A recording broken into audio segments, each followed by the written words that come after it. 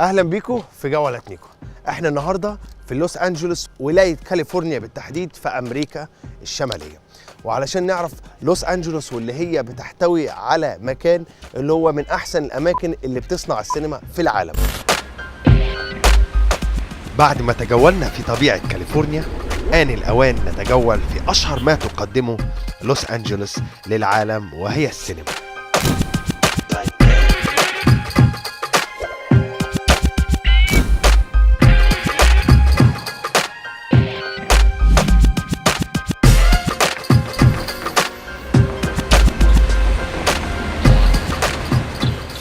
احنا في هوليوود او في جبال هوليوود.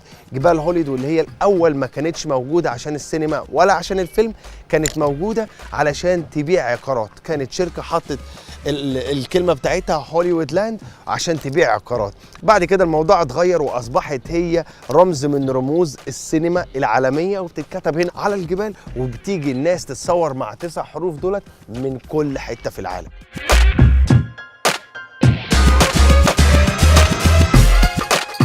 أنا عايز أقول لكم حاجة مهمة جدا بالنسبة لل9 حروف هوليوود اللي ورايا، اللي هي كانت زمان مضيئة دايما باللمض، وكانوا معينين واحد علشان كل شوية اللمض دي بتتحرق، فكان كل ما اللمبة تتحرق لازم حد يطلع يغيرها، وعملوا له كشك وخلوها هناك. بس لما لقوا الموضوع إن اللمض دي بتتغير كتير، والناس اللي هنا بدأت تشتكي من كمية الضوء اللي بيجي عندهم بالليل، وخصوصا الناس اللي هنا مش أي ناس، الناس اللي هنا بيسكن فيها أغنى ناس وأغنى أماكن تعتبر في العالم، من أغنى بيوت العالم هنا هو، لأن هي بيوت فنانين، بيوت ممثلين عايزين يسكنوا جنب هوليوود وجنب الصناعة.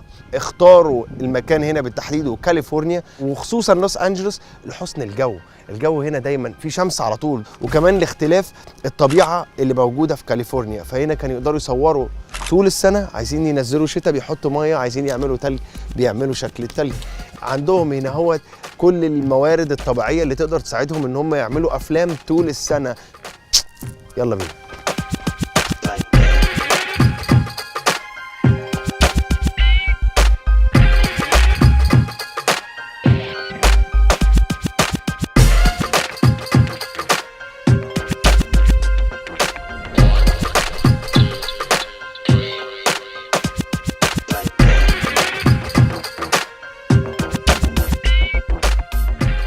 اهلا وسهلا بيكم في جولات ميكو. دلوقتي احنا بالتحديد في منطقه هوليوود، وعلشان نبقوا محددين اكتر احنا في المسرح الصيني، واللي هو اشهر مسارح وسينما في العالم.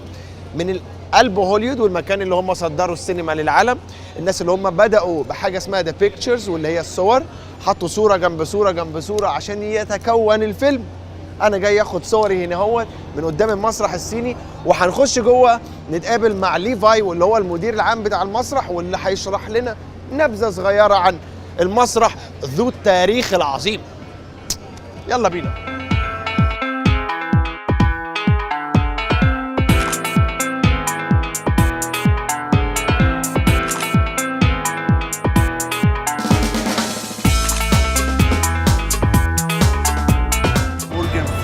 People.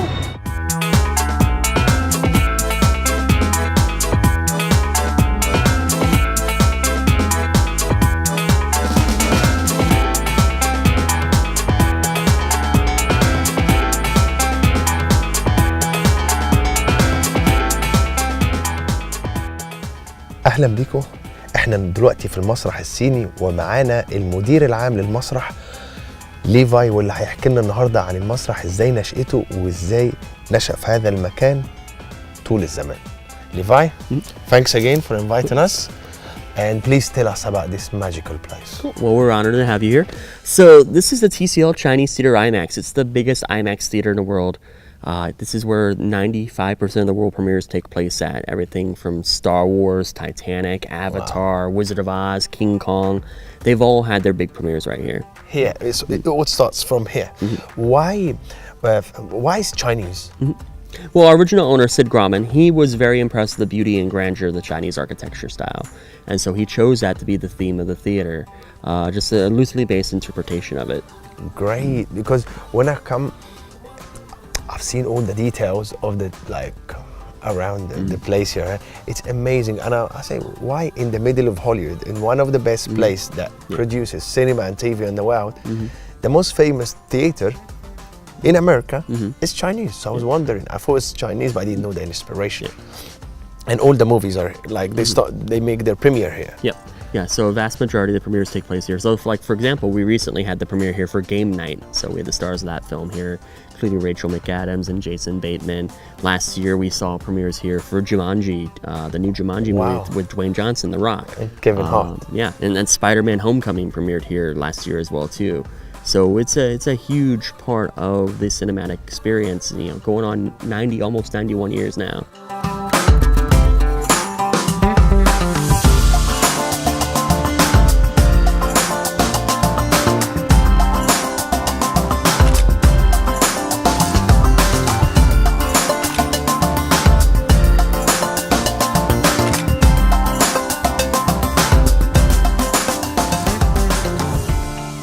The Chinese theater here, apart from the premiere, why is it so famous and why is it so important for the Hollywood culture? Of course, our hand and footprints out front, which began as an accident back in 1927. It is now the longest running awards tradition in Hollywood. It predates the Academy Awards by about 2 years. It predates the Walk of Fame by about 30 years.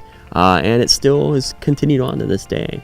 As I was saying outside, the fingerprints of Marilyn Monroe, the handprint, is the most famous. Yes. How did it start, the whole thing? And why is this one is the most famous? Well, the handprints began as an accident. Silent film star Norma Talmadge was walking through and stepped into wet cement. Sid Grauman saw this, and the idea struck him right there as a great way to promote the opening of the theater. And he just had that inspiration.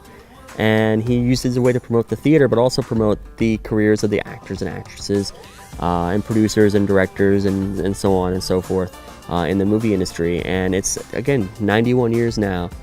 We've been doing these hand and footprint ceremonies as a tradition.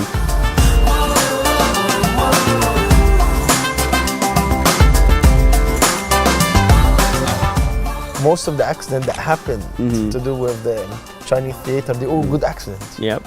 They're all actually good accidents. All happy accidents. Yeah. Right? We like happy, no? Yes, very much so.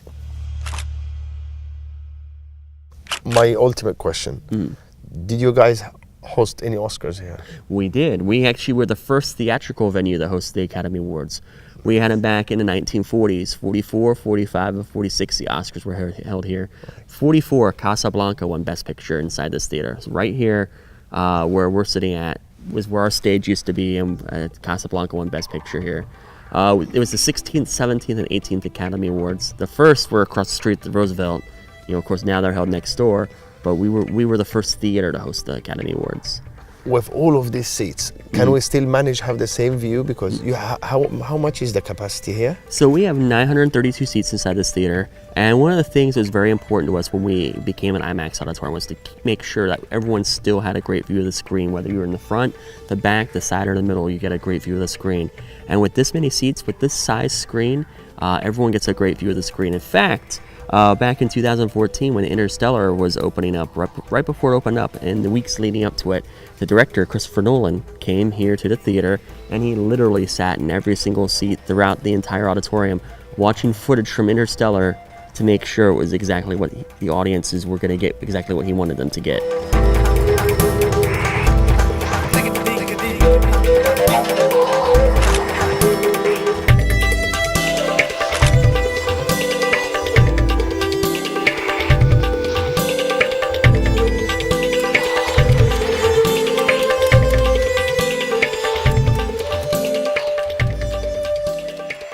Go with your imagination. Try to remember. Who had my seat before me? Like any of the artists, any of the actors you remember? I mean, there are plenty of stars. I mean, at some point or other, every major star from 1927 through today has been in here at some point or other. And there are certain people who have preferred seats and favorite seats. There are some where when you have a premiere going on inside here, you know, well, for example, where we're sitting at right now, a few years ago when we had the premiere for Charlie and the Chocolate Factory with Johnny Depp. We actually had, that was such a huge premiere. You had stars who were not in the film who were invited. There were so many of them that they were down here in the front row. So like where you're sitting at right here for that premiere, Charlie and the Chocolate Factory, they actually, John Travolta and his family were sitting in this row, in this section right here, in these seats. Over on that side over there, that's where like Britney Spears and some of her family were sitting watching the movie as well too. Even down, so down in the front and down in the back and sides. That's some of these premieres get so many huge stars come out because they're such big movies that they'll be throughout the entire auditorium.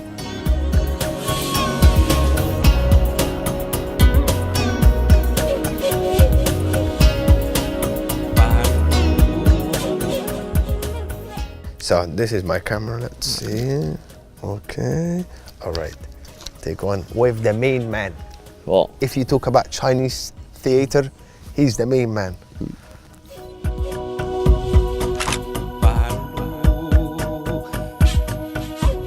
Oh my God, I have a crazy hair. But it's okay because all the people who come here, mostly they have a crazy hair. It's okay. Yeah. I'm in the theater where all the crazy people come. Yeah. Amazing. Well, thank you again. Cool, my pleasure. Thank you. Pleasure is mine. ومن المسرح للمتحف. المتحف اللي بيلعب دور كبير في جمع مقتنيات السينما الأمريكية واللي استخدمت في فيلم يوما ما.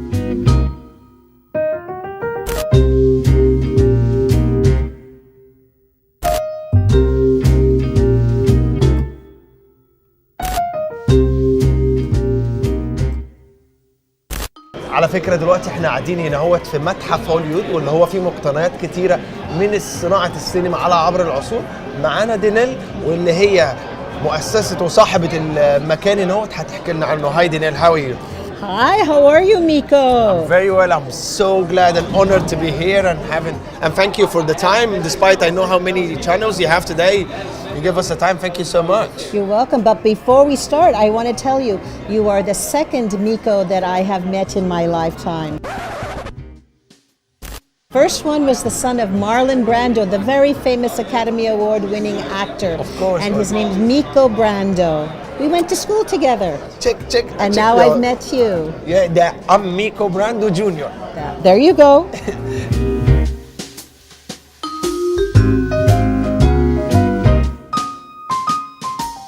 Question here, you have such a beautiful place. Can you tell me about this place and how did you get it done like this? Well, Miko, thank you for asking because, it's a labor of love. It's a passion for me. My goal was to do a love letter back to the community of Hollywood, showcasing their most important export, which was Hollywood entertainment, film, television. You started this place and you start collecting items from different movies and sets, as I can see, the old cameras, the lights. What do you have in here? Well, it's thrilling because this was actually the original Max Factor makeup studio, and during Hollywood's golden age, Max Factor was the makeup king of Hollywood. So every movie star came in this building and was made up in the world famous Blondes Only room where Marilyn Monroe got her blonde hair, the Redheads Only room where Lucille Ball, America's greatest comedian, got her fire engine red hair, the Brunettes Only and the Brownettes Only room. So we thought this was a perfect location since all these movie stars had come here for years, for decades to get their look, and that was the look we saw on the silver screen and on the television screen. This would be the perfect spot to showcase all these exhibits talking about Hollywood motion pictures and televisions for the last 100 years.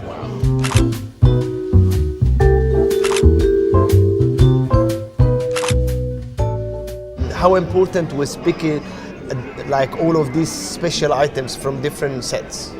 Well, it is extremely important, and it was the combination of picking items that were iconic, where all the public recognized, and then pairing that with items that supported it, but maybe either not that recognizable or the public didn't think was so important. But when we show it with the clip from the film or from the television show, that's when they recognize, oh, now I understand. Now I finally understand why this is here and that was there and why they were put together and why the star held it a certain way or why the star used the prop in a different way.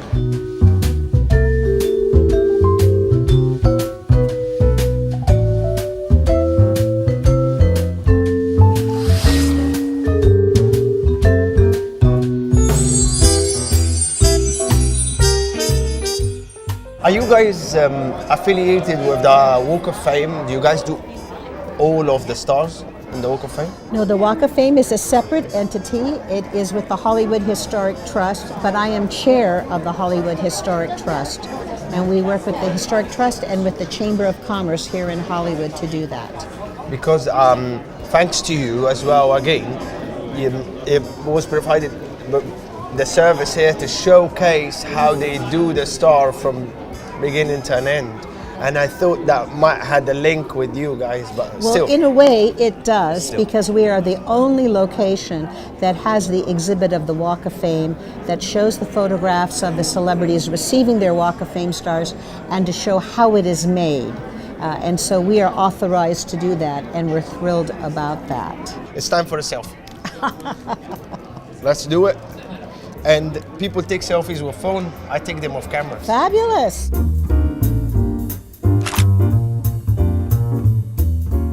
You told me that you know a few Arabic words. Please spit the lyrics. Oh, well, it's Habib and Habibi. حبيبي and حبيبة. حبيبو بو بو بو. يلا بابا على السلامة.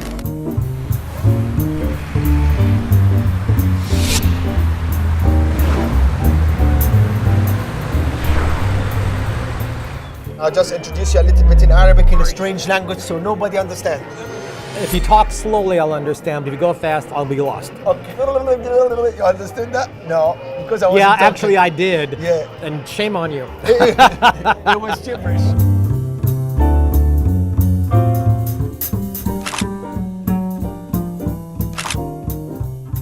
First of all, it's a pleasure to meet you. Thank It you is so much. a pleasure to be with you and my friends in the Middle East. Thank you. So tell us about the book. It is the book about the greatest singer who ever lived, Ella Fitzgerald. And between these very heavy covers is everything you'd ever want to know about the music, but everything about her personal life you need to know to understand who Ella was and how she became the legend that she became, and why we're still standing here talking about her in the 21st century. Exactly. And is it out today? Today, this is literally the first book off the press. This one. This is number one. Wow, this is amazing. Now we'll talk about your music career. Well, I've been singing from my supper since I'm 15 years old, so it's been a long, because 15 years old, that's at least 18, 20 years for me. Oh, yeah, I know. Shh, don't tell anybody.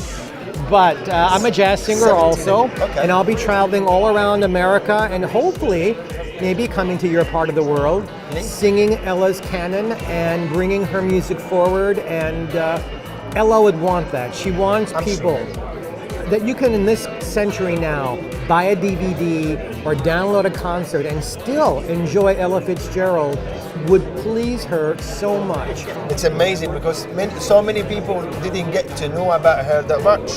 So it's great that you're telling us about it. And there are so many great singers, even contemporary singers, who call it, the Great American Songbook.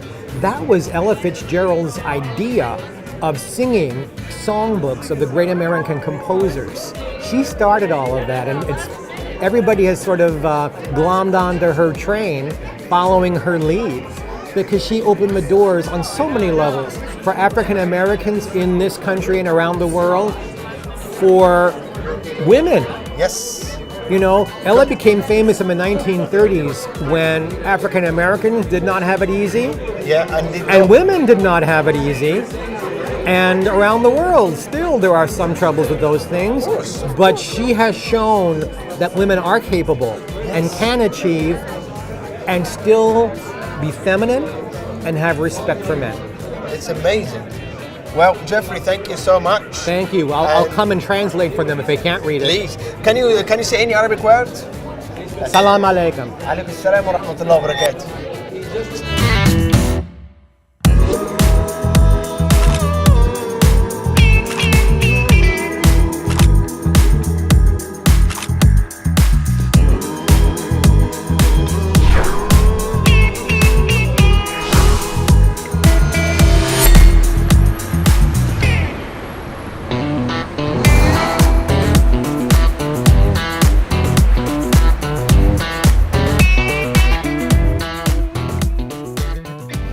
احنا هنا مع واحد من المحليين والناس اللي هجرت هنا لأمريكا، من أوائل الناس، وكان صاحب أول رحلة تجولية، أول جولات في هوليوود كلها، في لوس أنجلوس أو في جنوب كاليفورنيا. هنفهم منه إيه الموضوع بالظبط. Hello, come in. Hi there. How are you? Hi there. Good to meet you. Good to meet you Welcome to LA, as I Yeah, say. welcome to LA. That's it. And not just LA, Hollywood. Absolutely. Hollywood Amazing. itself, the heart of the cinema industry.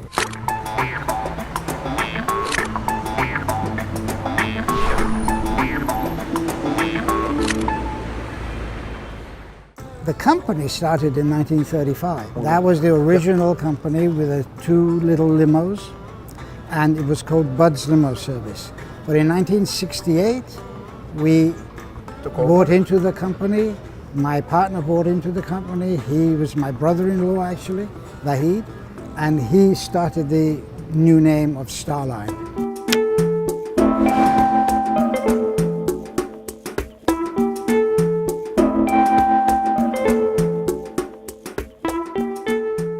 We run all of the tours from here. From here, so they come, they get their tickets from here and they just go straight away. And then we have new tours, which are like the movie locations tour, which is based on actual movies or the big Like cinema. Marco Drive.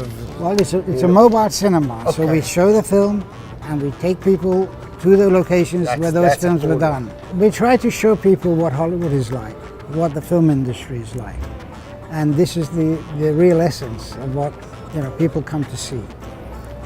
It's an entertainment industry, and we try to entertain you the whole time that you're here.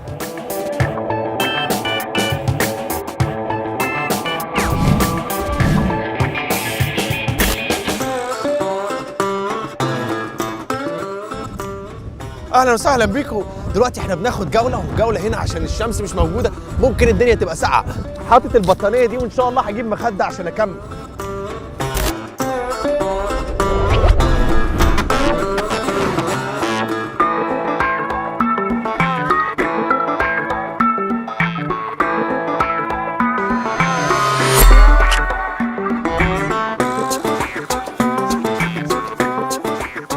في شيء سحري في كاليفورنيا، خصوصا في لوس أنجلوس. حلقتنا خلصت بس جولتنا لسه. نشوفكم المرة الجاية على أشهر سجادة حمراء في أكبر مهرجان تقدمه السينما العالمية، وهو الأوسكار. في الحلقة دي أنا شفت بيوت الفنانين وشفت هم ساكنين فين. الحلقة اللي جاية هشوف بيصنعوا السينما فين وبيستلموا جوائزهم فين برضه.